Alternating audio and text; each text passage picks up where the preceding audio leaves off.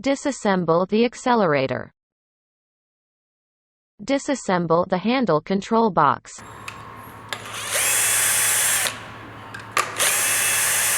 Disassemble 4 screws on the handle control box.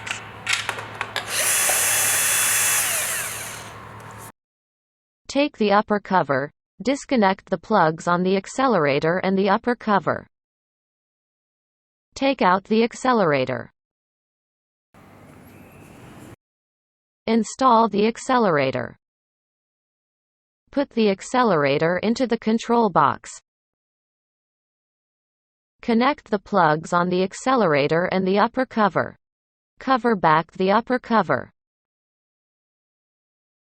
Install 4 screws back to control box.